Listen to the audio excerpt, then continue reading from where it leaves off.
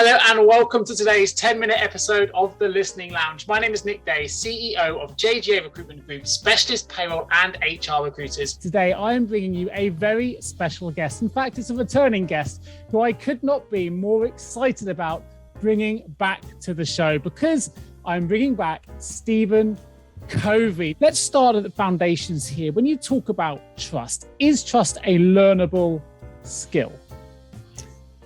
Absolutely it is. It's learnable. In the same way that we can diminish and lose trust through behavior, we can also consciously, deliberately create it, grow it, expand it through our behavior, through our credibility and behavior. So it's learnable. And that's, for many, Nick, as you know, that idea is a paradigm shift for many. Yeah. You know, a lot of people think, hey, you either have trust or you don't. It's either there or it's not. And that's your starting point. But you can move the needle on this. You can become intentionally good at building trust on purpose, flowing out of who you are, your credibility, and then how you lead, your behavior. And you can behave your way into greater trust. And that's exciting.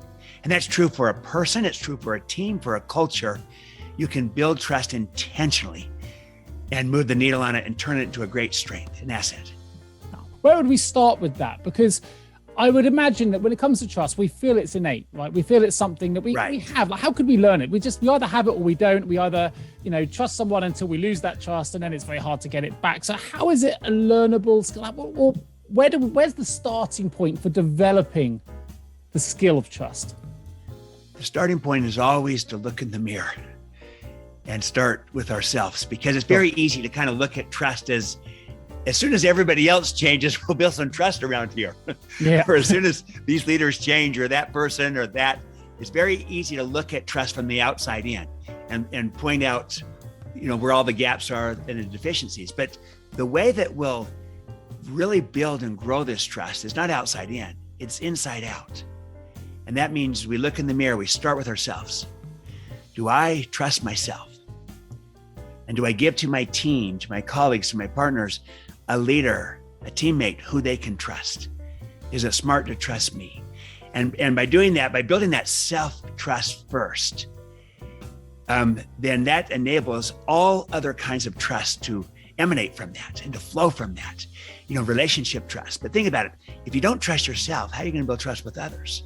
Sure. And if you're not trustworthy, how are others going to trust you? And so it's got to start with ourselves.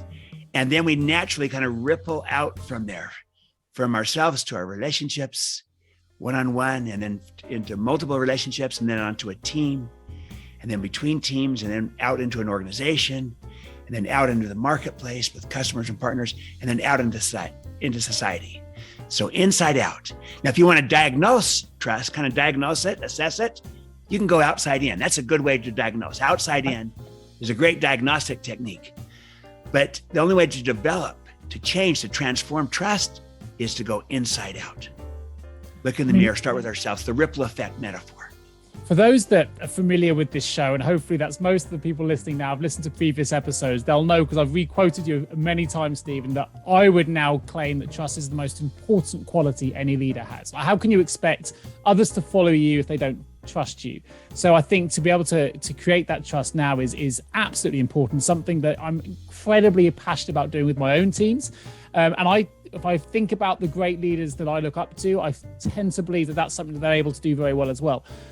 You talked about it being a learnable skill, which is great. The one thing we've really experienced now is the world has changed, but our leadership style hasn't necessarily changed with it. And you've written a really fascinating chapter about this in your book. But I wonder if you could just tell the audience a little bit more about what you mean by this. How, since the world has changed, since the pandemic, why haven't our leadership styles changed? And what do we need to do?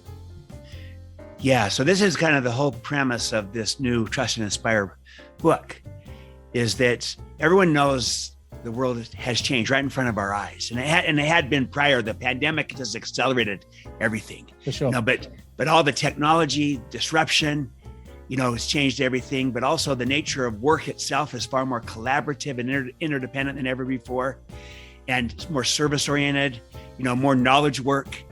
And then also with the pandemic, especially, the nature of the workplace has changed. work from home, work from anywhere, remote work, hybrid work, intentionally flexible work. The nature of the workforce has changed. There's more diversity than ever before, multiple generations with different expectations. And then people have so many choices and options today they didn't have before. So the implications of this changed world are enormous for any leader, any team, any organization, because it's put a premium on two key things. They call these the two epic imperatives of our time.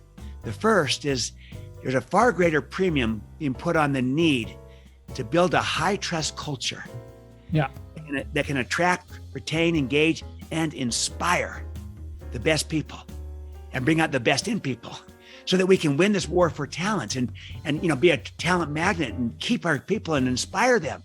We got to have a great culture to do that because people have choices and options. The great resignation, the great reshuffling, the great reexamination, whatever you might call it. It's the whole idea that people have choices and options, and they're going to choose to be with a team, an organization. And the best attractor is a high trust culture that inspires people. So that need has never been greater in this new world. And the second imperative is the need to collaborate and to innovate so that we can stay relevant in this changing world. And otherwise we'll fall behind. Everything's changing so fast. And unless we're innovating, we're going to fall behind. And you can't innovate if we're not collaborating. So we got to collaborate and innovate. Those are the two imperatives. And I call it the first one, the high trust culture that inspires. That's winning in the workplace. We've got to win in the workplace. The second one, collaborating and innovating to stay relevant, is winning in the marketplace. But the key to this, Nick, and I think that our HR professionals, this falls on all of us, is that the sequence matters.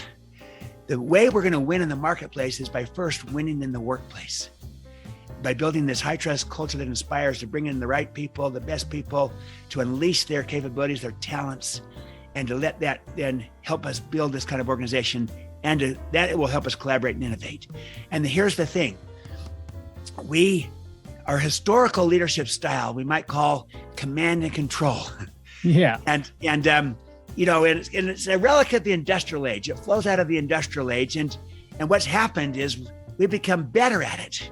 We've become more advanced, more sophisticated. We brought emotional intelligence to it. We brought strengths to it, and mission and a lot of good things. And it's become better. I call it's become an enlightened command and control.